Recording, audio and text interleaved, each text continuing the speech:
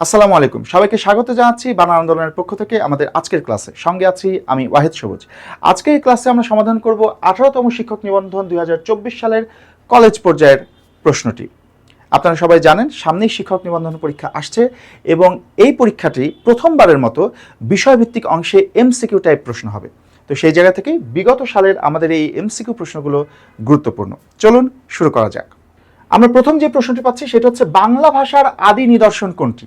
বাংলা ভাষার আদি নিদর্শন অপশনে আছে চর্যাপদ, শ্রীকৃষ্ণ কীর্তন কাব্য, বঙ্গবাণী এবং অন্নদামঙ্গল কাব্য। আমরা সবাই এর উত্তর জানি, তারপরে একটু ব্যাখ্যা বিশ্লেষণ করার চেষ্টা করব। চলেন, বাংলা ভাষার আদি নিদর্শন আমরা সবাই জানি, উত্তর হবে চর্যাপদ। শ্রীকৃষ্ণ কীর্তন কাব্য যেটি আছে এটি হচ্ছে মধ্যযুগের বাংলা সাহিত্যের প্রথম নিদর্শন, ঠিক আছে। আর চর্যাপদ হচ্ছে বাংলা সাহিত্যেরই প্রথম বা আদি নিদর্শন। বঙ্গবাণী যেটা আছে এটি কবি আব্দুল হাকিমের রচনা। কবি আব্দুল হাকিমের শ্রেষ্ঠ কাব্যগ্রন্থ ছিল যেটি নাম ছিল নূরনামা, সেই নূরনামা কাব্যগ্রন্থের একটি কবিতা হচ্ছে বঙ্গবাণী। আর অন্নদামঙ্গল কাব্য এটি মঙ্গল কাব্য ধারার একটি কাব্য যেটি লিখেছিলেন ভারতচন্দ্র রায়গুণাকর। তো আমাদের বাংলা ভাষার আদি নিদর্শন চর্যাপদ, এটি হবে উত্তর। পরের প্রশ্নে রয়েছে মধ্যযুগের শেষ কবিকে। গুরুত্বপূর্ণ প্রশ্ন কিন্তু, মধ্যযুগের শেষ কবিকে। খেয়াল করে দেখেন, আব্দুল হাকিম হবেন না, কারণ আব্দুল হাকিম সপ্তদশ শতকের কবি, মানে 1700 সালের আগেই তিনি মারা গিয়েছেন। আলাওয়ালও তাই সপ্তদশ শতকের কবি ছিলেন, 1700 সালের আগেই তিনি মারা গিয়েছেন। আর মধ্যযুগ আমাদের শেষ হয়েছে 1800 সালে। তো সুতরাং যিনি মধ্যযুগের শেষ কবি হবেন তিনি অবশ্যই 1800 সালের কিছুদিন আগে মারা গিয়েছেন এরকম হতে হবে। ওকে, বড়চণ্ডীদাসও এখানে উত্তর হবেন না, এখানে উত্তর হবেন ভারতচন্দ্র রায়গুণাকর। ভারতচন্দ্র রায়গুণাকর 1712 সালে জন্মগ্রহণ করেছেন এবং 1760 সালে মৃত্যুবরণ করেছেন। দেখেন, একদম মধ্যযুগ শেষ হয়েছে 1800 সালে, তিনি 1760 সালে মারা গিয়েছেন, মানে একদম মধ্যযুগের কাছাকাছি গিয়ে তিনি মারা গিয়েছেন। তো সেই কারণে তিনি হচ্ছেন মধ্যযুগের শেষ কবি। শুধু তাই না, ভারতচন্দ্র রায়গুণাকর কিন্তু মঙ্গল কাব্যধারারও শেষ কবি, ঠিক আছে। মধ্যযুগের এবং মঙ্গল কাব্যধারা শেষ কবি হচ্ছেন ভারতচন্দ্র রায়গুণাকর। আরেকটা জিনিস বলে রাখি, যদি বলে মধ্যযুগের শ্রেষ্ঠ কবিকে, মধ্যযুগের শ্রেষ্ঠ কবি বললে তিনি হবেন কবি কঙ্কন মুকুন্দরাম চক্রবর্তী, ঠিক আছে। মধ্যযুগের শ্রেষ্ঠ কবি হচ্ছেন মুকুন্দরাম, শেষ কবি হচ্ছেন ভারতচন্দ্র রায়গুণাকর, আর মঙ্গল কাব্যধারারও শেষ কবি হচ্ছেন ভারতচন্দ্র রায়গুণাকর। এরপরের প্রশ্নটা হচ্ছে যুগ সন্ধিক্ষণের কবি হিসেবে পরিচিত কে? যুগ সন্ধিক্ষণের কবি, খেয়াল করে দেখেন, আমরা সবাই জানি এর উত্তর কি হবে। যুগ সন্ধিক্ষণের কবি হচ্ছেন ঈশ্বরচন্দ্র গুপ্ত। ঈশ্বরচন্দ্র গুপ্তের জন্মসাল হচ্ছে 1812। খেয়াল করে দেখেন, 1800 সালে মধ্যযুগ শেষ হলো, 1801 সালে আধুনিক যুগ শুরু হলো। তার মানে 1812 সাল মানে হচ্ছে সেখানে মধ্যযুগ শেষ হয়েছে কিন্তু মধ্যযুগের রেশটা রয়ে গেছে, আবার আধুনিক যুগের প্রগতিশীল চিন্তাধারারও শুরু হয়ে গেছে। অর্থাৎ দুই যুগের মিলন ক্ষণে তিনি জন্মগ্রহণ করেছেন, সেই কারণে তাকে বলা হয় যুগ সন্ধিক্ষণের কবি। আরও একটা ব্যাখ্যা আছে যে ঈশ্বরচন্দ্র গুপ্তের সাহিত্যের মধ্যেও আমরা মধ্যযুগের প্রাচীনপন্থিতা যেমন পাই, রক্ষণশীলতা যেমন পাই, আবার আধুনিক যুগের প্রগতিশীলতাও পাই। মধ্যযুগের প্রাচীনপন্থিতা কিভাবে ঈশ্বরচন্দ্র গুপ্তের লেখালেখিতে এসেছে? ঈশ্বরচন্দ্র গুপ্ত কিন্তু একটু চিরায়ত যে হিন্দু সংস্কৃতি রীতি প্রথা ছিল সেগুলোকে আঁকড়ে ধরতে চেয়েছিলেন, আর ইংরেজি সাহিত্য বা ইংরেজি ভাষা চর্চা বা পাশ্চাত্য দর্শন এইগুলোর চর্চার বিরুদ্ধে অবস্থান করেছিলেন। তো সেই জায়গা থেকে বোঝা যায় যে ঈশ্বরচন্দ্র গুপ্ত আসলে মধ্যযুগকে আঁকড়ে ধরেছিলেন। তবে ঈশ্বরচন্দ্র গুপ্তের লেখায় আধুনিকতা আমরা পাই, যেমন ঈশ্বরচন্দ্র গুপ্তের লেখায় আমরা স্বদেশ প্রেম পাই, যেটা আধুনিক যুগের সাহিত্যের উপাদান। তার সাহিত্যে আমরা সমাজ সচেতনতা পাই, পরিবেশ সচেতনতা পাই, যেগুলো আধুনিক যুগের সাহিত্য উপাদান। তো দুই যুগের সাহিত্য উপাদানই কিন্তু আমরা ঈশ্বরচন্দ্র গুপ্তের সাহিত্যের মধ্যে পাই, সেই কারণে তাকে বলা হয় যুগ সন্ধিক্ষণের কবি। ওকে, আমরা পরের প্রশ্নের দিকে যাই। আমাদের পরের প্রশ্নটি রয়েছে চতুর্দশপদী কবিতা বা সনেটের প্রবর্তককে। চতুর্দশপদী কবিতা বা সনেটের প্রবর্তক, একটা জিনিস মনে রাখবেন, যদি শুধু সনেটের প্রবর্তক এই কথাটা থাকতো তাহলে উত্তর হতো পেত্রার্ক। ইতালীয় কবি পেত্রার্ক হচ্ছেন সনেটের জনক, ঠিক আছে। সনেটের জনক হচ্ছেন ইতালীয় কবি পেত্রার্ক। তবে বাংলা ভাষায় সনেটের প্রবর্তক হচ্ছেন মাইকেল মধুসূদন দত্ত। এবং মাইকেল মধুসূদন দত্ত সনেট জাতীয় কবিতাকে বাংলা একটা নাম দিয়েছিলেন, সনেটকে বাংলায় তিনি নাম দিয়েছিলেন চতুর্দশপদী কবিতা, ঠিক আছে। তো এই যে সনেটের নাম যে চতুর্দশপদী কবিতা হলো, এটা মধুসূদনেরই দেওয়া। তাহলে মনে রাখবেন, যদি শুধু সনেটের প্রবর্তক বলে তাহলে ইতালীয় কবি পেট্রার্ক হবে উত্তর, আর যদি চতুর্দশপদী কবিতা বা বাংলা সনেটের প্রবর্তক যদি বলে তাহলে উত্তর হবে অবশ্যই মাইকেল মধুসূদন দত্ত। আমরা বাকি অপশনগুলো দেখি। রবীন্দ্রনাথ ঠাকুর কিসের জনক ছিল আপনার মনে আছে? রবীন্দ্রনাথ ঠাকুর ছিলেন বাংলা ছোট গল্পের জনক। অমিয় চক্রবর্তী এবং বিষ্ণু দে এনারা কে ছিলেন? এনারা ছিলেন হচ্ছেন পঞ্চপাণ্ডবদের দুইজন। আমরা জানি 30-এর দশকে বাংলা সাহিত্যে 5জন কবি আবির্ভূত হয়েছিলেন আধুনিকতার আশীর্বাদ নিয়ে। তারা হচ্ছেন অমিয় চক্রবর্তী, বিষ্ণু দে, জীবনানন্দ দাশ, বুদ্ধদেব বসু এবং সুধীন্দ্রনাথ দত্ত। এনাদেরকে বলা হতো পঞ্চপাণ্ডব। ওকে, তো চতুর্দশপদী কবিতা বা বাংলা সনেটের প্রবর্তক হচ্ছেন মাইকেল মধুসূদন দত্ত। এর পরের প্রশ্নটি বলা হচ্ছে কাজী নজরুল ইসলামের বিদ্রোহী কবিতাটি কোন পত্রিকায় প্রকাশিত হয়? প্রথমেই বলে রাখি যে এই বিদ্রোহী কবিতাটি কিন্তু বেশ কিছু পত্রিকায় প্রকাশিত হয়েছিল। কোন পত্রিকায় প্রথম প্রকাশিত হয়েছিল সেটা নিয়ে কিছু দ্বিধাবিভক্তিও আছে, তবে মোটামুটি ভাবে সবাই একমত হয়েছেন যে বিদ্রোহী কবিতাটি আসলে সাপ্তাহিক বিজলি পত্রিকায় প্রথম প্রকাশিত হয়েছিল। তো এখানে একটা টেকনিক দিচ্ছি, দেখেন বিদ্রোহী কবিতা, এই বিদ্রোহী কবিতার শুরুতে আছে ব, বিজলি পত্রিকা এর শুরুতেও আছে ব, আর এটা প্রকাশিত হয় 1922 সালে। 22 এর শুরুতেও দেখেন আছে ব, তাহলে বতে বিদ্রোহী, বতে বিজলি, বতে 22, অর্থাৎ বিদ্রোহী কবিতাটি বিজলি পত্রিকায় 1922 সালে প্রকাশিত হয়। পরের প্রশ্নটি বলছে কি দেখেন, রিকশা কোন ভাষার শব্দ? এটা নবম দশম শ্রেণীর পুরাতন ভাষার বোর্ড ব্যাকরণ বইতে সরাসরি আছে। রিকশা হচ্ছে একটি জাপানি শব্দ। দুইটি শব্দ ওখানে দেওয়া আছে, রিকশা এবং হারিকিরি। রিকশা এবং হারিকিরি দুইটি হচ্ছে জাপানি শব্দ। চলেন পরের প্রশ্নে যাওয়া যাক। এই মুহূর্তে আমাদের দুইটি কোর্সে ভর্তি চলছে, তার মধ্যে একটি হচ্ছে ব্যাকরণ এবং সাহিত্যের পূর্ণাঙ্গ কোর্স। এই পূর্ণাঙ্গ কোর্সটিতে আমরা বাংলা ব্যাকরণের 0 থেকে শুরু করে অ্যাডভান্স পর্যন্ত সকল কিছু আলোচনা করব এবং বাংলা ব্যাকরণের ছোট বড় যত কিছু আছে, যত টপিক আছে, সকল টপিক এখানে আলোচনা করা হবে। সেই সঙ্গে বাংলা সাহিত্যের প্রাচীন যুগ, মধ্যযুগ সহ আধুনিক যুগের অন্তত 89 জন রাইটার নিয়ে আমরা আলোচনা করব। তার মানে বাংলা ব্যাকরণ এবং সাহিত্যের আদ্যপান্ত আলোচনা হবে আমাদের এই কোর্সটিতে, যার ফলে আপনি যেই চাকরির প্রস্তুতি নেন না কেন, সেটা বিসিএস হোক, প্রাইমারি শিক্ষক নিয়োগ হোক, বা যদি ব্যাংক জব হয়, যে কোনো, বা 11 থেকে 20তম গ্রেড, যে কোনো ধরনের চাকরি প্রস্তুতির সিলেবাসই আমাদের এই কোর্সটিতে কভার হবে। এই কোর্সটিতে আমাদের থাকছে 50টি ক্লাস এবং 15টি পরীক্ষা।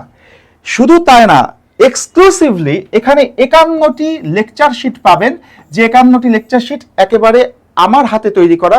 এবং আরেকটা জিনিস বলে রাখি, এটা কিন্তু কোনো দায় সারা লেকচার শিট হবে না, একদম আপনার পরীক্ষার সর্বোচ্চ প্রস্তুতি নিশ্চিত করবে এমন 51টি লেকচার শিট কিন্তু এই কোর্সে ভর্তি হলে আপনি পেয়ে যাবেন। এই কোর্সটির কোর্স ফি মাত্র 750 টাকা। আরেকটি কোর্স আমাদের ভর্তি চলছে, যেটা হচ্ছে পূর্ণাঙ্গ ব্যাকরণ কোর্স, 0 থেকে শুরু, মানে বাংলা ব্যাকরণের 0 থেকে একদম অ্যাডভান্স লেভেল পর্যন্ত সকল টপিক আমরা এই কোর্সটিতে আলোচনা করব। এই কোর্সটিতে থাকছে 30টি ক্লাস, 10টি পরীক্ষা এবং 30টি এক্সক্লুসিভ লেকচার শিট, ব্যাকরণের লেকচার শিট, যেটা আমার নিজের হাতে তৈরি করা। আর এই কোর্সটির জন্য কোর্স ফি রাখা হয়েছে মাত্র 490 টাকা। এই দুইটি কোর্সে এখন ভর্তি চলছে। আমাদের যে কোনো কোর্সে ভর্তি হওয়ার জন্য একটা কাজ করতে হবে, শুধু আমাদের যে হোয়াটসঅ্যাপ নাম্বারটা আছে 01511527124, অর্থাৎ 52 ভাষা আন্দোলন, 71-এর মুক্তিযুদ্ধ, 24-এর গণঅভ্যুত্থান, 01511527124, এই হোয়াটসঅ্যাপ নাম্বারে শুধু হোয়াটসঅ্যাপ করে বলতে হবে ওয়াহিদ সবুজ স্যারের কোর্সে ভর্তি হতে চাই। আমাদের পরের প্রশ্নটি রয়েছে, ভানু সিংহ কার ছদ্মনাম? ভানু সিংহ কার ছদ্মনাম? খেয়াল করে দেখেন, ভানু সিংহ হচ্ছে, আমরা মোটামুটি একটা কমন প্রশ্ন, তাই না? ভানু সিংহ ঠাকুর হচ্ছে রবীন্দ্রনাথ ঠাকুরের ছদ্মনাম।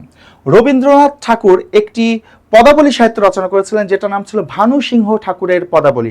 আধুনিক যুগে কিন্তু উল্লেখ করার মতো একজন কবি আছেন যিনি পদাবলী সাহিত্য রচনা করেছেন, তিনি হচ্ছেন রবীন্দ্রনাথ ঠাকুর। তার পদাবলী সাহিত্যের নাম ছিল কি বললাম? ভানু সিংহ ঠাকুরের পদাবলী। এই যে ভানু সিংহ ঠাকুরের পদাবলী, এই সাহিত্যকর্মটি তিনি ভানু সিংহ এই ছদ্মনামে লিখেছিলেন। বাকিদের ব্যাপারটাও দেখি, তার আগে বলে রাখি যে রবীন্দ্রনাথ ঠাকুরের কিন্তু আরো কয়েকটা ছদ্মনাম আছে, সবগুলো ছদ্মনামই গুরুত্বপূর্ণ, পড়ে রাখতে হবে। কাজী নজরুল ইসলাম, কাজী নজরুল ইসলামের ছদ্মনাম কি ছিল? তার ছদ্মনাম ছিল কহলন মিশ্র, পাইওনিয়ার, ধূমকেতু, আরো বেশ কয়েকটা ছদ্মনাম ছিল। শরৎচন্দ্র চট্টোপাধ্যায়ের ছদ্মনাম কি ছিল? শরৎচন্দ্রের ছদ্মনাম ছিল হচ্ছে অনিলা দেবী। কি ছিল? অনিলা দেবী। এই অনিলা দেবী ছিলেন শরৎচন্দ্র চট্টোপাধ্যায়ের বড় বোন, তার নাম ছিল অনিলা দেবী। এবং এই অনিলা দেবী ছদ্মনামে শরৎচন্দ্র চট্টোপাধ্যায় একটা বিখ্যাত প্রবন্ধ লিখেছিলেন, যেটার নাম ছিল নারীর মূল্য। আর বলাই চাঁদ মুখোপাধ্যায়ের ছদ্মনাম কি ছিল? আমরা সবাই জানি বলাই চাঁদের ছদ্মনাম ছিল হচ্ছে বনফুল। তো যাই হোক, ভানু সিংহ রবীন্দ্রনাথ ঠাকুরের ছদ্মনাম। ওকে, 8 নম্বর প্রশ্নে বলা হচ্ছে সঞ্চয়িতা কার রচনা? সঞ্চয়িতা কার রচনা? খেয়াল করেন, সঞ্চয়িতা একটা কাব্য সংকলন যেটা লিখেছিলেন রবীন্দ্রনাথ ঠাকুর, এটা রবীন্দ্রনাথ ঠাকুরের রচনা। একই ধরনের আরেকটা কাব্য সংকলন আছে যেটার নাম হচ্ছে সঞ্চিতা।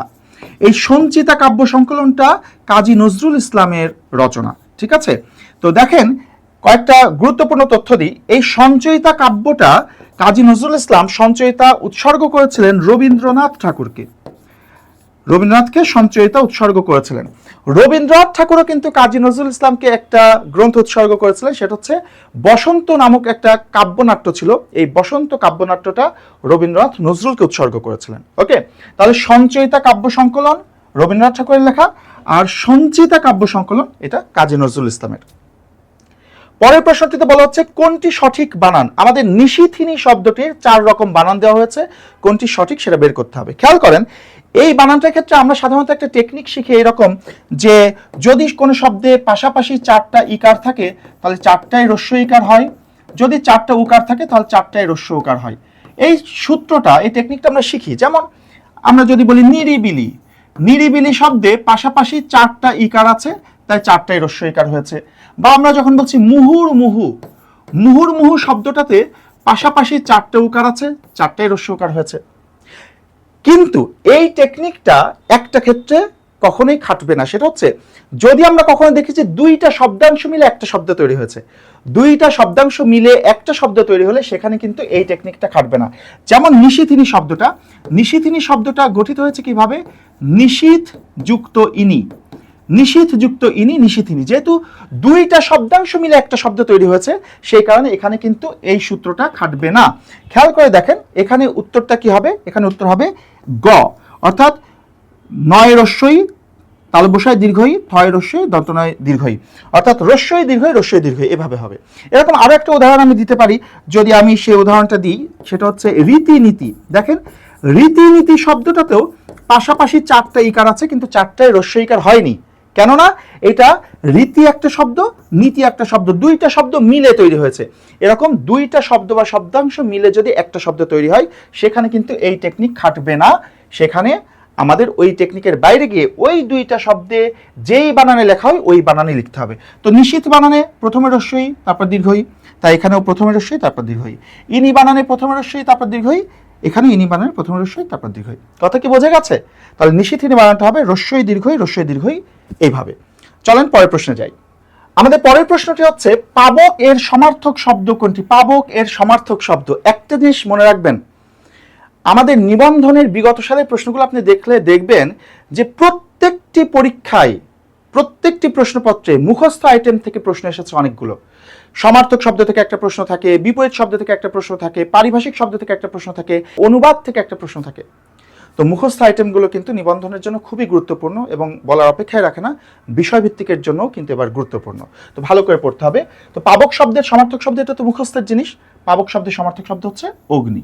ঠিক আছে, এবার আসেন 11 নম্বর বলছি বনস্পতি শব্দটির সন্ধি বিচ্ছেদ কোনটি? বনস্পতি শব্দের সন্ধি বিচ্ছেদ, এই শব্দটার সন্ধি বিচ্ছেদের ক্ষেত্রে একটু আমাদের ঝামেলা আছে। ঝামেলাটা হচ্ছে, প্রথম কথা, আমাদের নবম দশম শ্রেণী পুরাতন ভার্সনের বোর্ড ব্যাকরণ বইতে এই শব্দটা সন্ধি বিচ্ছেদ করা হয়েছে গ, এটা বনযুক্ত পতি, এটা হচ্ছে সন্ধি বিচ্ছেদ করা আছে।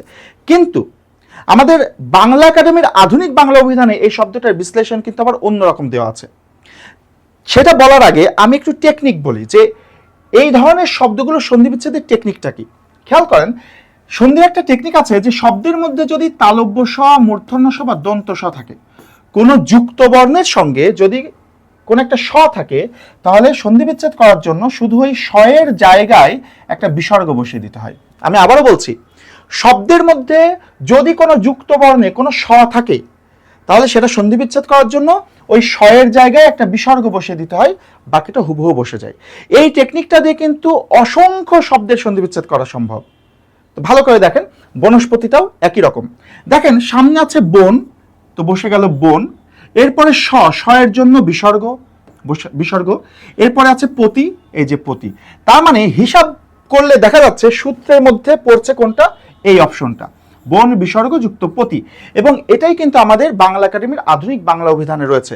তো এই রকম যদি কনফিউশন তৈরি হয় তাহলে সেক্ষেত্রে কি করবেন সেটা বলে দিচ্ছি। দেখেন, সাম্প্রতিককালে আমরা দেখতে পাচ্ছি বাংলা একাডেমির আধুনিক বাংলা অভিধানকে কিন্তু প্রশ্নপত্র যারা তৈরি করছেন, প্রণয়ন করছেন, তারা অনেক বেশি গুরুত্ব দিচ্ছেন।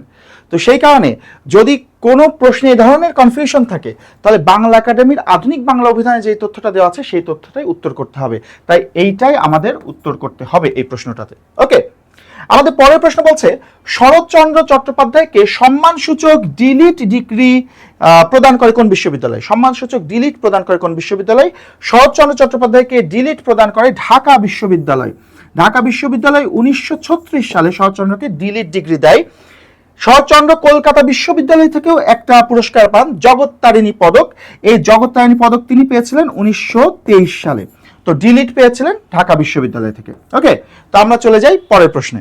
আমাদের পরের প্রশ্ন বলা হচ্ছে, বন্দি শিবির থেকে গ্রন্থটি কার লেখা? বন্দি শিবির থেকে। আচ্ছা, বলে দিই যে আমাদের যে মূল গ্রন্থটি ছিল সেই গ্রন্থের নাম ছিল বন্দি শিবির থেকে, বানানটা ছিল দীর্ঘ ইকার দিয়ে, তবে এখন কিন্তু বন্দি বানান হ্রস্ব ইকার দিয়ে। তো যাই হোক, বন্দি শিবির গ্রন্থটি কার লেখা ছিল? এটি ছিল শামসুর রহমানের লেখা, এবং এটা মুক্তিযুদ্ধের প্রেক্ষাপটে লেখা, মুক্তিযুদ্ধের পটভূমিতে লেখা কাব্যগ্রন্থ। বন্দি শিবির থেকে শামসুর রহমান লিখেছিলেন। পরের প্রশ্নে বলা হচ্ছে, আকাশ কুসুম বাগধারাটির অর্থ কি? দেখছেন, আবার মুখস্থের জিনিস চলে এসছে। আকাশ কুসুম বাগধারাটির অর্থ কি? দেখেন, আমরা প্রায় কথায় কথায় বলি যে আকাশ কুসুম চিন্তা করো না, তার মানে কি? যেটা অসম্ভব সেটা চিন্তা করার দরকার নাই। তো আকাশ কুসুম মানে হচ্ছে অসম্ভব কল্পনা। এটা একটা কমন বাগধারা, আমরা সবাই জানি মোটামুটি। পরের প্রশ্ন বলা হচ্ছে, রেশিও শব্দটির পারিভাষিক রূপ কি? পারিভাষিক শব্দ থেকে দেখেন, রেশিও এর পারিভাষিক রূপ কি? আমরা অপশন দেখি, নিত্যক্রম, ভগ্নাংশ, অনুপাত, সারি। এখানে যদি কনফিউশন হয় তাহলে এই দুইটা অপশনের মধ্যে কনফিউশন হতে পারে। তো দেখেন, ভগ্নাংশ এর ইংরেজি হচ্ছে ফ্র্যাকশন, ঠিক আছে, ফ্র্যাকশন। আর রেশিও এর বাংলা হচ্ছে অনুপাত, অনুপাতের ইংরেজি রেশিও, ঠিক আছে। তো উত্তর হবে অনুপাত। এর পরের প্রশ্নটিতে বলা হচ্ছে, অর্থানুসারে শব্দ কত প্রকার? অর্থ অনুসারে শব্দ কত প্রকার? আমরা জানি শব্দকে তিনটি দৃষ্টিকোণ থেকে শ্রেণীবিভাগ করা হয়। একটি হচ্ছে উৎসগতভাবে। উৎসগতভাবে শব্দ 4 প্রকার। আমরা আগে জানতাম 5 প্রকার, তবে আমাদের নতুন ব্যাকরণ এটাকে 4 প্রকার বলা হয়েছে উৎসগতভাবে। গঠনগতভাবে 2 প্রকার, মৌলিক এবং সাধিত। আর অর্থগতভাবে, এখানে বলছে অর্থগতভাবে, অর্থগতভাবে শব্দ হচ্ছে 3 প্রকার। অর্থগতভাবে শব্দ কত প্রকার? 3 প্রকার। যৌগিক শব্দ, রূঢ় বা রূঢ়ি শব্দ, আর যোগরূঢ় শব্দ। ওকে, পরের প্রশ্নটি কারক থেকে দেখেন, বলছে বাবা বাড়ি নেই। বাবা বাড়ি নেই বাক্যটিতে বাড়ি কোন কারক? বাবা বাড়ি নেই বাক্যটিতে বাড়ি কোন কারকে, কোন বিভক্তি? তো খেয়াল করে দেখেন, আমরা জানি যে কখন, কোথায়, কিভাবে, কোন ক্ষেত্রে প্রশ্ন করলে অধিকরণ কারক পাওয়া যায়। কখন, কোথায়, কিভাবে দ্বারা প্রশ্ন করলে অধিকরণ কারক পাওয়া যায়। তো যদি বলি বাবা কোথায় নেই, বাবা কোথায় নেই, বাড়ি নেই, কোথায় নেই, বাড়ি নেই, তাহলে কোথায় দিয়ে প্রশ্ন করলে উত্তর পাওয়া যাচ্ছে, সেই কারণে এটা অবশ্যই অধিকরণ কারক হবে, ঠিক আছে। যদি বাবা কোন কারক জিজ্ঞেস করতো তাহলে এটা হতো, বাবা হতো কর্তা কারক, ঠিক আছে, কিন্তু বাড়ি অধিকরণ কারক হবে। পরের প্রশ্নে যাই, তেপান্তর কোন সমাসের উদাহরণ? তেপান্তর কোন সমাসের উদাহরণ? খুবই ইম্পর্টেন্ট একটা প্রশ্ন, ভালো করে খেয়াল করেন।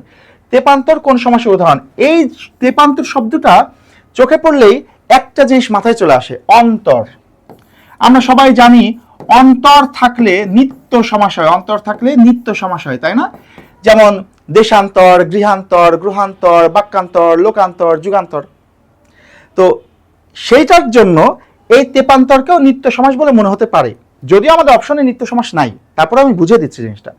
দেখেন, তেপান্তরে কিন্তু অন্তর নাই, তেপান্তরে আসলে প্রান্তর আছে। এই তে মানে হচ্ছে 3, আর পান্তর মানে হচ্ছে প্রান্তর, ঠিক আছে। এখানে কিন্তু অন্তর নাই, প্রান্তর আছে। তো তার মানে এটা অবশ্যই নিত্য সমাসের ওই সূত্রে পড়বে না। তো তেপান্তর 3 মানে সংখ্যা আছে, আমরা জানি সংখ্যা থাকলে 2টা সমাস হতে পারে, একটা হচ্ছে সংখ্যাবাচক বহুব্রীহি আর একটা হচ্ছে দ্বিগু সমাস। তো বহুব্রীহি তো আমাদের অপশনেই নাই, তার মানে অবশ্যই এটার উত্তর হবে দ্বিগু সমাস। 3 প্রান্তরের সমাহার তেপান্তর। আমাদের পরের প্রশ্নটা দেখি। পরের প্রশ্নটাতে বলা হচ্ছে, অন্যদিকে মন নেই যার বাক্যটির এক কথায় প্রকাশ কোনটি? দেখছেন, এক কথায় প্রকাশ থেকে প্রশ্নটি চলে এসেছে, অন্যদিকে মন নেই যার। খেয়াল করে দেখেন, এর অপশন আছে অনন্যমনা, অন্যপেক্ষ। অন্যপেক্ষ বলে কোনো শব্দই নাই আমাদের বাংলায়। অগত্যা এবং অনন্যপায়। অগত্যা মানে কি? অগত্যা মানে হচ্ছে বাধ্য হয়ে, বাধ্য হয়ে যেটা করা হয় সেটাকে বলে অগত্যা, বাধ্য হয়ে করা হচ্ছে এটা বোঝাতে। সুতরাং এটার সাথেও এর কোনো মিল নাই, এটা উত্তর হবে না। আর আছে কি অনন্যোপায়, অনন্যোপায় মানে হচ্ছে যার অন্য কোনো উপায় নাই, আর কোনো উপায় নাই এমন বোঝাতে অনন্যোপায় ব্যবহৃত হয়। সুতরাং এটা উত্তর হচ্ছে না আমাদের, এটার উত্তর হচ্ছে অনন্যমনা। অন্যদিকে মন নেই যার, তাকে বলা হয় অনন্যমনা। খেয়াল করে দেখেন অনন্যমনা শব্দটাকে যদি আমরা ভাঙি তাহলে হয় অন্য, অন যুক্ত অন্য যুক্ত মনা। হ্যাঁ, তার মানে অন মানে হচ্ছে নাই বা নেই, আর অন্য মনা মানে অন্যদিকে মন যার নেই তাকেই বলা হয় অনন্য মনা। ওকে, এর পরের প্রশ্ন বলছে অলিক, অলিক শব্দটির বিপরীত শব্দ কোনটি? অলিক এর বিপরীত শব্দ কোনটি? আমরা যদি অলিক দিয়ে একটা বাক্য বলি, আমরা অনেক সময় বলি না যে অলিক কল্পনা করে লাভ নাই, মানে কি? অলিক কল্পনা মানে কি? সত্য কল্পনা নাকি মিথ্যা কল্পনা? মিথ্যা। অলিক মানে হচ্ছে মিথ্যা। অলিক মানে যদি মিথ্যা হয় তাহলে অলিকের বিপরীত শব্দ কোনটা হবে? অলিক মানে মিথ্যা হলে অলিকের বিপরীত শব্দ কোনটা হবে? সত্য, তাই না? অলিক মানে হচ্ছে মিথ্যা, তার মানে বিপরীত শব্দ হচ্ছে সত্য, তার মানে এটার উত্তর হবে সত্য। ঠিক আছে। কর্তব্য শব্দের প্রকৃতি প্রত্যয় কোনটি? কর্তব্য শব্দের প্রকৃতি প্রত্যয় খেয়াল করে দেখুন, অপশন আছে কব যুক্ত তব্য, কর যুক্ত তব্য, কর্তা যুক্ত অব্য, ক্রি যুক্ত তব্য। এখানে আমি একটা টেকনিক দিতে চাই। দেখেন প্রকৃতি প্রত্যয় একটা চমৎকার টেকনিক আছে, মনে রাখবেন শব্দের শুরুতে যদি অর বা আর থাকে, শব্দের শুরুতে অর বা আর থাকলে সেখানে একটা রিকার হয়, অর বা আর থাকলে রিকার হয়। যেমন আমরা যদি বলি কর বা কার যদি থাকে শব্দের শুরুতে, কর বা কার থাকলে সেখানে ক্রি হয়, বর বা বার থাকলে সেখানে ব্রি হয়, ধর বা ধার থাকলে সেখানে ধ্রি হয়, এইভাবে হয়। ঠিক আছে, তো খেয়াল করেন কর্তব্য শব্দটা, কর্তব্য, কর্তব্য, কর, কর আছে না, আমরা বলেছি কি কর বা কার থাকলে ক্রি হয়। তো খেয়াল করে দেখেন এখানে অপশনে কোনটাতে ক্রি আছে? এখানে ক্রি নাই, এখানে ক্রি নাই, এখানে ক্রি নাই, এইটাতে দেখেন ক্রি আছে, তার মানে এটা হবে উত্তর। তাহলে এইরকম যদি শব্দের শুরুতে আমরা দেখি কর বা কার আছে তাহলে বুঝবো সেখানে ক্রি হবে, বর বা বার থাকলে ব্রি হবে, ধর বা ধার থাকলে ধ্রি হবে, দর বা দার থাকলে ধ্রি হবে। ঠিক আছে, মোট কথায় শব্দের শুরুতে যদি অর বা আর এই উচ্চারণটা পাই, কর্তব্য, কর একটা অর পাচ্ছি, অর বা আর যদি উচ্চারণে আসে তাহলে সেখানে অবশ্যই একটা রিকার থাকতে হবে। ঠিক আছে, যেহেতু এখানে অপশনগুলোর মধ্যে একটাতেই রিকার আছে তার মানে এটাই হবে আমাদের উত্তর।